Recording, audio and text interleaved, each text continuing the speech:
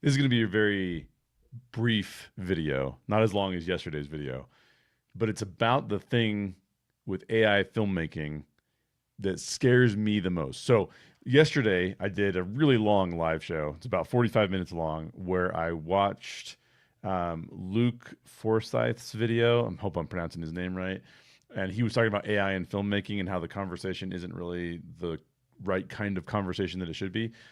I talk a lot about what scares me, what doesn't scare me in that video, and I mentioned this in that video, but I wanted to do a separate video on it so that you could really understand the thing that I think is the scariest thing coming out of AI filmmaking right now.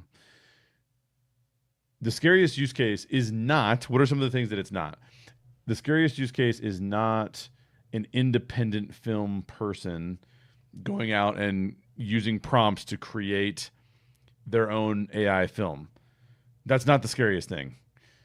Another thing that's not the scariest thing is like, you know, is if Disney Plus says, "Hey, do you want to," because they made a deal with OpenAI, "Do you want to cast different actors in this particular role?" That's not the scariest thing. That will for sure become a thing, I think, in some way, shape, or form. I don't like it. Let me just say that off the bat. I don't like it, but it's not the scariest thing. The scariest thing to me as it relates to AI. And the way to think about this, in my opinion, is think of the use case first. Is there a use case where someone might want to use AI in this way? And could they develop a use case around it that would produce something sort of terrifying? And this is the thing that I think is the most terrifying. A studio going back into its catalog of works, particularly the catalog of works that's really strong, right? Go back and take like Casablanca, or go back and take, I talked about The Third Man yesterday because I had rewatched that. Go back and take something that is really awesome and then take or even take Shakespearean scripts, right? There's no more copyright to my understanding. I mean, a bunch of people have used Shakespearean scripts to produce movies.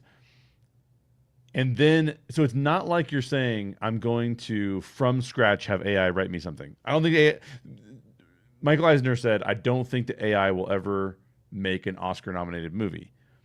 I agree and I disagree. On the one side, I don't think AI will ever be able to write an Oscar nominated film. The use case there, I don't think is very good. Can I just take and replace a screenwriter with an AI? Maybe for some things, but for most things, no. Like, you're not going to be able to do that. Not for the Oscar nominated stuff, for sure. I'm not scared about that use case. The use case that I'm scared about is the use case wherein we take an existing thing, we ask AI to then utilize that thing. So you're not asking it to become a screenwriter, you're asking it to take a Shakespearean play and turn it into a new thing with special effects.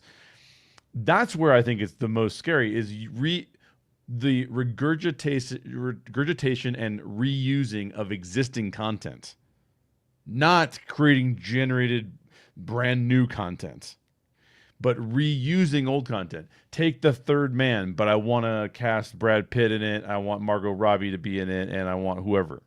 That's what scares me. Now, I think that the guilds will do a really good job of protecting a lot of that stuff. But again, the guilds are more in favor of saying, or at this point so far, the guilds are more in favor of saying, we're going to utilize the existing laws and the existing structure of the laws to benefit our members.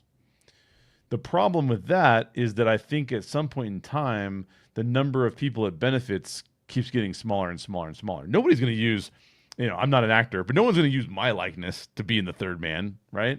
They're going to use the most famous people's likenesses to be in the Third Man.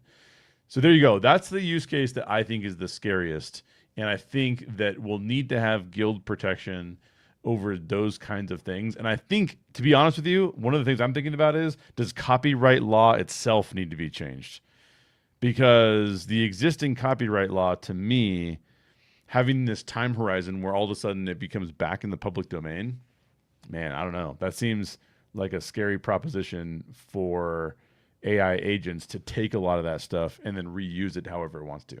So that's what I think is the scariest use of AI. I'm very curious as to what you think is maybe the scariest use of AI. Leave me a comment down below. In the meantime, I don't want to be negative about this. I want to give you a positive thing. You can only do what you can do right now, right? We can both worry about AI as much as we want to, but it doesn't help us in any way, shape, or form. So what are the things? So what I'm trying to concentrate on, I'm in the middle of pre-production on a short film right now that we're trying to raise funds for.